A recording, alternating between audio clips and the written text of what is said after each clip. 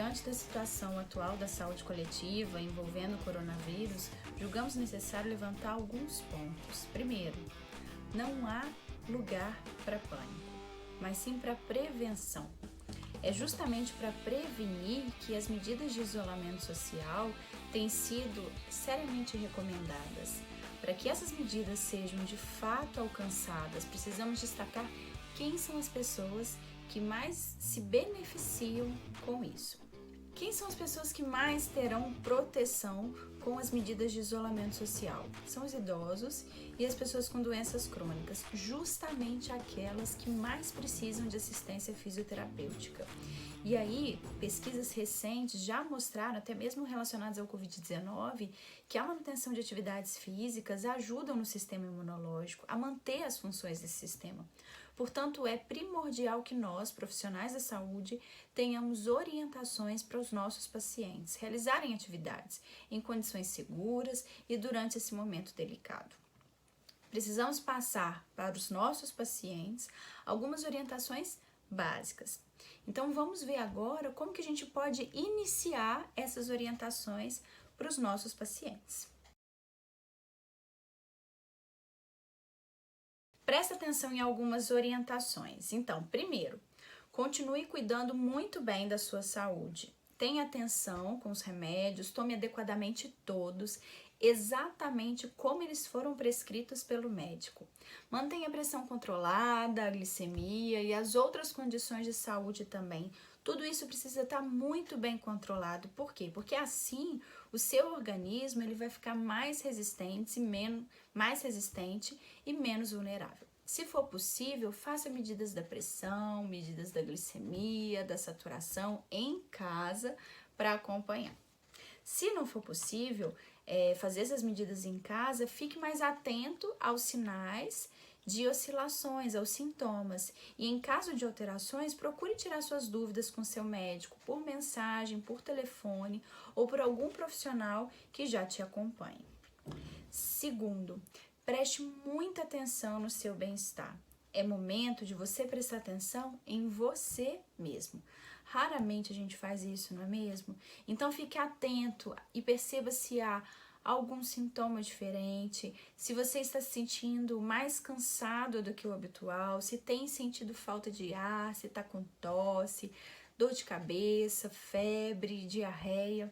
Esses sintomas, eles merecem atenção, especialmente se estiverem intensificados. E aí, nesses casos, você deve sim procurar um atendimento médico. Terceiro ponto. Se estiver com tudo em ordem, com os tratamentos em dia, se estiver se sentindo bem, não deixe de se exercitar. Como a recomendação é permanecer isolado, permanecer em casa e evitar os locais públicos com grande circulação de pessoas, você vai precisar se adaptar de alguma forma a isso. Então, tenha atenção às atividades que possam ser realizadas até mesmo dentro de casa. Eu vou demonstrar alguns exemplos e a maioria deles imita atividades de situações normais que fazemos no dia a dia.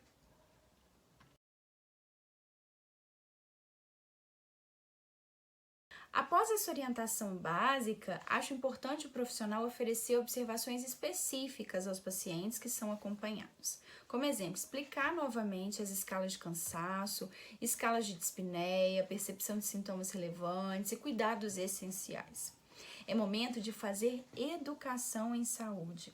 Nós devemos aproveitar a preocupação que as pessoas, de uma maneira geral, estão dedicando à saúde para oferecer informações com importância vitalícia, né? Na clínica, eu costumo fazer essas observações normalmente na primeira consulta, nas primeiras consultas, né?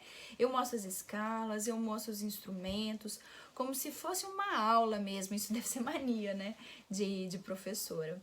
Mas veja como que essas informações, nós podemos ensinar todas essas observações bem simples, mas extremamente importantes para os nossos pacientes.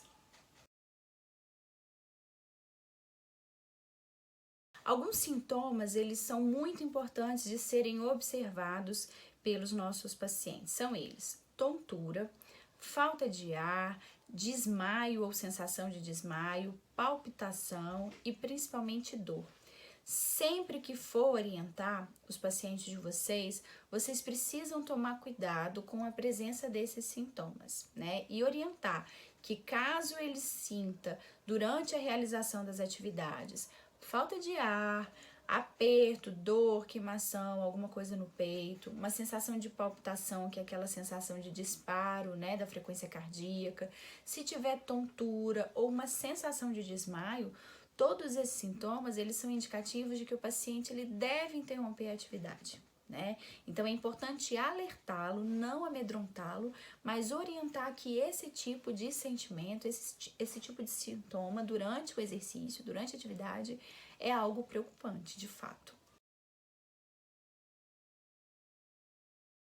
Eu gosto de mostrar e de explicar muito bem para os nossos pacientes as escalas de dispneia e a escala de percepção de esforço, de Borg, né, de fadiga, de cansaço. Aqui, uma das imagens que eu mostro normalmente na primeira consulta é justamente esse espiral aqui, que é o espiral de dispneia associado ao exercício físico, que é o ciclo de declínio funcional, né, associado ao exercício. Esse ciclo de declínio funcional, ele vai mostrando o seguinte: à medida que o paciente ele vai reduzindo a sua capacidade funcional, ele tende a reduzir também o seu nível de atividade física. E é justamente por isso que a gente está discutindo todas essas orientações nessa aula de hoje. Então, o que eu explico para o paciente? Às vezes, quando você pergunta numa orientação, numa própria entrevista ou anamnese mesmo, se o paciente sente falta de ar durante o dia a dia, ele vira pra gente e relata que não sente falta de ar. E aí, se você investigar muito bem, ele relata que não sente falta de ar, por quê? Porque ele tem um nível de atividade no dia a dia tão baixo que ele não faz atividades a ponto de sentir falta de ar.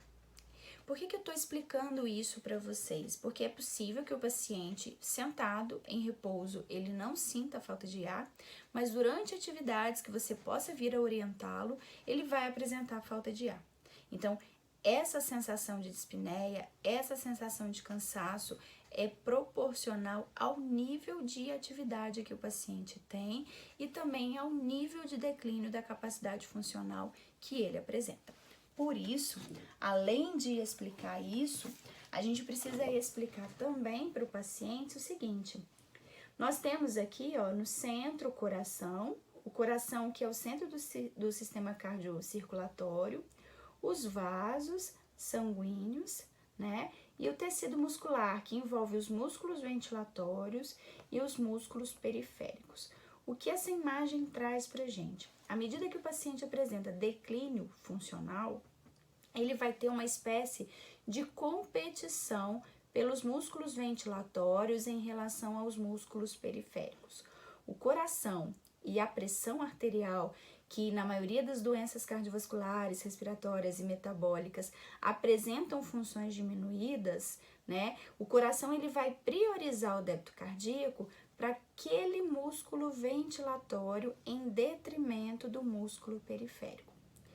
Isso tem como consequência o seguinte: a competição desses dois órgãos, desses dois sistemas musculares, vai fazer com que o paciente tolere menos a atividade em função de uma ventilação excessiva durante a atividade física.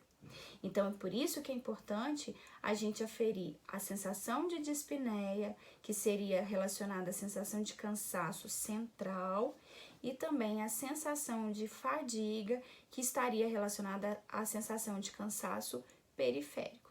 Membros inferiores ou membros superiores, de acordo com a atividade que o paciente está desenvolvendo, tá? Então, eu gosto de mostrar na primeira consulta essas duas imagens, tanto a do declínio funcional e apresentação de sintomas, como também da competição de fluxo pelo músculo ventilatório e músculos periféricos. A escala de dispneia, ela vem avaliar qual é a sensação de falta de ar que o paciente está apresentando durante a atividade. Então, sempre que você for orientar a realização de alguma atividade que não seja supervisionada, é importante discriminar para o paciente aquele cansaço que ele sente de forma central e aquele cansaço que ele sente de forma periférica pelos grupos de músculos que estão sendo trabalhados propriamente no exercício. Essa escala aqui, que é a escala de dispneia. A escala de dispneia, eu também tenho, né, impressa e eu costumo mostrar para os pacientes. Ela classifica em graus diferentes de dispneia proporcionalmente à intensidade de exercício que o paciente apresenta. Então, para a gente orientar, para a gente dosar aquele exercício que ele vai poder fazer de forma não supervisionada, é interessante a gente mensurar o tanto que o paciente sente de falta de ar durante as atividades dele do dia a dia. Então, é um dos instrumentos importantes da gente trabalhar com o paciente em orientação específica para que ele consiga entender e relatar para a gente a percepção que ele está tendo. A outra escala, que eu gosto de usar muito e todos os meus pacientes já conhecem, que é a escala de Borg. Essa escala de Borg, ela gradua, né, níveis de exercício de atividade leve, moderado e intenso. E por meio dela, a gente consegue estimar aproximadamente como que está o cansaço do paciente, a sensação de fadiga periférica. Eu gosto de discriminar e mostrar que essa escala de Borg, ela se aplica à sensação de cansaço, de fadiga em membros inferiores ou membros superiores, de acordo com o tipo de atividade que o paciente está fazendo naquele momento que eu estou orientando, né? Então, é uma escala também bastante interessante que eu uso diariamente na clínica e que antes de orientar um exercício não supervisionado, o paciente precisa entender para que ele perceba em qual intensidade de exercício que ele está fazendo e se aquilo é indicado ou não para ele naquele momento. É claro que tudo isso que você vai orientar, que você vai ensinar para o seu paciente, só faz sentido após uma avaliação completa sobre o risco que o paciente apresenta. Risco cardiovascular, risco de fragilidade, característica de sarcopenia, risco de quedas. Você precisa ter feito uma triagem bem interessante, bem completa, para que você consiga fazer essa prescrição. Na plataforma ERA, a gente tem uma série de aulas que consegue fazer todo esse raciocínio clínico para você, para que você consiga desenvolver e utilizar esses instrumentos interessantes para quantificar o risco que o paciente apresenta, né? Então, aqui, nas minhas consultas, também nas minhas avaliações, eu utilizo essas escalas, essa estratificação de risco para mostrar para o paciente e para que ele entenda em qual nível, qual tipo de exercício que ele pode realizar. É interessante fazer isso porque fica fácil do paciente visualizar, por exemplo. Eu mostro para o meu paciente que ele é um paciente de risco moderado. Isso porque, diante das avaliações que eu fiz com ele, eu percebi que ele tem alterações de exames, né, que mostram uma função cardíaca diminuída. Essa redução da função cardíaca e da função respiratória geram como consequência uma classificação de nível alto, de grau alto de dispneia e também de percepção de fadiga. Justamente por isso, durante a realização das atividades, eu tenho como objetivo, e ele deve alcançar isso e tomar cuidado para que ele permaneça nesse objetivo, de manter exercícios numa transição de leve para um pouco intenso. Depois que a gente explica dessa forma, fica muito mais fácil do paciente entender as escalas de Borg, de dispneia, e aí acaba aquele negócio de virar e falar que escala de Borg, escala de dispneia não servem para nada. Elas servem sim, e quando o paciente entende, ele mesmo vai perceber quando que o condicionamento dele aumentou e quando o condicionamento dele tá pior. Quando você está fazendo um serviço ou prestando orientações para que ele faça atividades de forma não supervisionada, o entendimento desses instrumentos é primordial.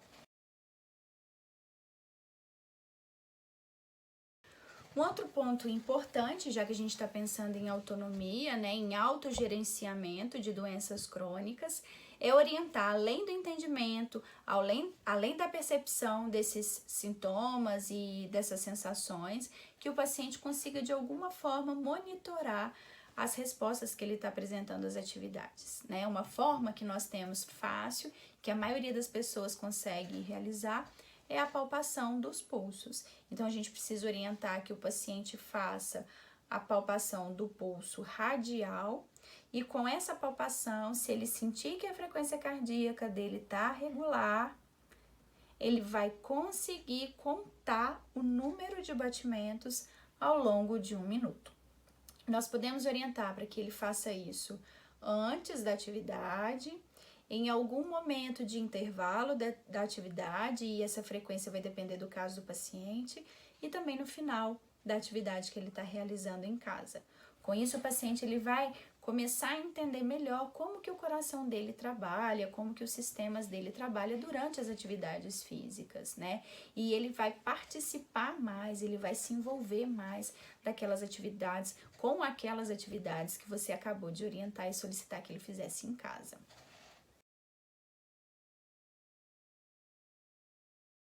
A velocidade de marcha, alguns trabalhos, alguns pesquisadores vêm considerando como se fosse o sexto, né, o mais um sinal vital que a gente precisa medir dos nossos pacientes. É claro que em orientações à distância e em serviços não supervisionados, a gente não vai conseguir ficar reavaliando a velocidade de marcha. Mas eu estou trazendo esse dado aqui para vocês para mostrar o tanto que é importante que os nossos pacientes continuem mantendo a atividade física em casa, mesmo nessa situação que eles não estão podendo ir aos nossos consultórios e às nossas clínicas. Por quê?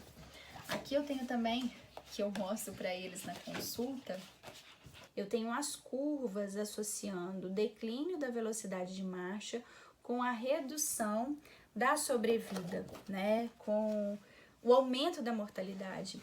Então, é justamente pensando nesses índices, né, nessas variáveis clínicas que nós temos, variáveis funcionais, que a gente precisa estimular a prática de exercício físico.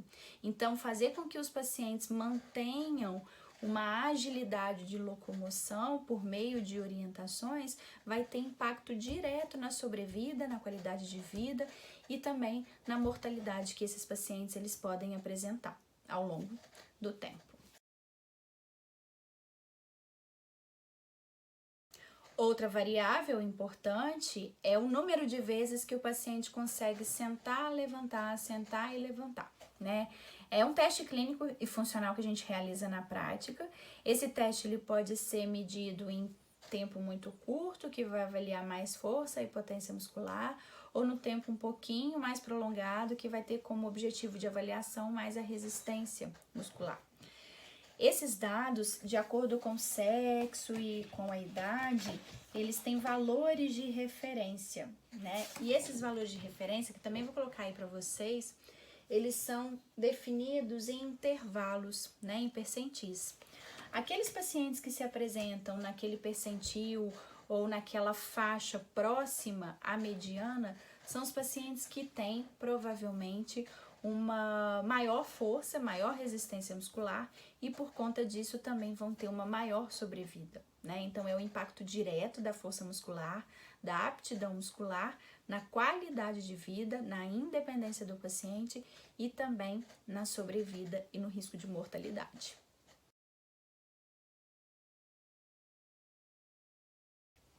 O que nós sabemos, então, é que a manutenção da atividade física diária, ela é importante para a saúde por garantir a aptidão cardiorrespiratória e também muscular. Quando conseguimos manter a capacidade funcional com melhor função do coração, dos vasos, dos pulmões e dos músculos, a gente consegue maior qualidade de vida. Não só pelos aspectos físicos, gente, já mencionados, mas também em função do benefício emocional e do bem-estar que a atividade física promove, né? Por isso, então, é importante que a gente realize as atividades para respiração, para o condicionamento aeróbio e também para força e resistência muscular.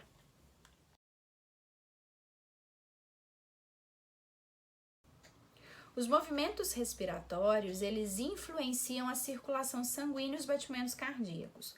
Quando controlamos e trabalhamos o tempo respiratório, conseguimos modular as respostas de pressão arterial e também de batimentos cardíacos. Por isso, ajuda muito no controle de manifestações, tanto de ansiedade como de estresse. É importante, então, fazer o trabalho respiratório respeitando o padrão fisiológico, ou seja, um padrão de normalidade. Quer dizer que a gente não deve nem acelerar muito, nem lentificar demais a respiração. E é interessante estimular a atuação diafragmática. E esse trabalho ele precisa ser gradual. O mais legal é que dá para fazer isso a qualquer hora e em qualquer lugar. Quando que nós podemos fazer? Então, esse trabalho ventilatório. A gente pode fazer de manhã, pela manhã, ao acordar, algumas vezes durante o dia para buscar tranquilidade, antes e depois de fazer as atividades diárias, né, as atividades físicas, para se concentrar, para preparar mais o organismo. Durante a noite, antes de dormir, para tentar relaxar. Normalmente nós conseguimos estimular nossa aptidão cardiorrespiratória por meio de exercícios aeróbios, né? Aqueles exercícios em que realizamos contrações musculares dinâmicas envolvendo vários grupos musculares, e os maiores exemplos são a caminhada, a natação, a corrida. São exercícios importantíssimos para a saúde e os que mais se apresentam com benefícios na literatura, né, científica, nas pesquisas científicas. No entanto, em tempos de isolamento social e de restrição, nem sempre é possível fazer esses exercícios. Na ausência de esteiras, de bicicletas ergométricas, nós precisamos adaptar os exercícios aeróbios, né? Uma estratégia é organizar circuitos, como, né? Nessas modalidades, nós podemos alternar os grupos musculares de trabalho e com isso nós conseguimos prolongar o tempo de atividade e a continuidade dessa atividade, o que promove o aumento do componente metabólico aeróbio associado ao trabalho muscular. Na maioria das vezes, conseguimos alcançar isso alternando atividades entre membros superiores, membros inferiores, locomoção, coordenação e equilíbrio. Nós devemos orientar aos pacientes a somarem no mínimo 15 a 30 minutos realizando essas atividades aeróbias. Um dos componentes principais da capacidade funcional é justamente a aptidão muscular. A força e a resistência, elas dão condições para o indivíduo fazer as atividades do dia a dia, né? E com isso garante a independência das pessoas. Então é por isso que a gente precisa trabalhar os músculos sempre, principalmente grupos musculares como quadríceps na coxa e a cintura escapular na região das costas e do ombro. As pesquisas elas mostram que quanto maior a força dessas regiões, maior é a associação de benefícios à saúde, de sobrevida, de sobrevivência, né? Exatamente por isso também nós precisamos promover a manutenção da força muscular. Alguns trabalhos já mostraram que sequências simples e diárias de exercício muscular conseguem manter a força. Conseguimos fazer isso com atividades que podem ser feitas até mesmo em casa. Nós devemos então orientar para os nossos pacientes a realizarem pelo menos 2 séries com no mínimo 10 repetições de 3 exercícios com grupos musculares diferentes, sempre alternando membro superior, membro inferior e tronco.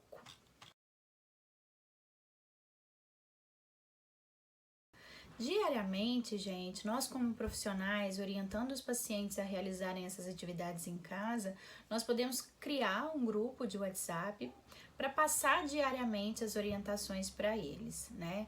Eu fiz esse grupo de WhatsApp para os meus pacientes e os vídeos de exercício eu vou selecionando por dia para mandar para aquele grupo de pacientes. Então, juntamente com os vídeos, vale enviar também áudios explicando como que devem ser realizados. Assim os pacientes eles vão continuar se sentindo próximos da gente, eles vão continuar se sentindo atendidos, né?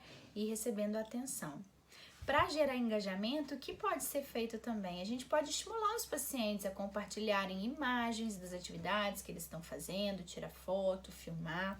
Assim a gente envolve a família também, estimula a função cognitiva, porque eles vão precisar mexer com o celular, né? E ainda a gente vai conseguir de alguma forma monitorar melhor aquilo que está sendo realizado pelo paciente, né? Eu espero que com essas orientações a gente consiga promover um maior número de orientações, que a gente consiga envolver o maior número de pacientes e promover de fato um aumento do nível de atividade física deles, desses idosos, dessas pessoas que precisam da nossa atenção nesse momento delicado que a gente está vivendo, né? Tudo isso vai passar em algum momento. Nós estamos aqui na torcida, nós estamos tentando fazer a nossa parte e aproveitando todos os recursos que a gente tem disponível para ajudar os profissionais, para ajudar os pacientes e colocar pelo menos um pouquinho o tijolinho da nossa participação. Abraço a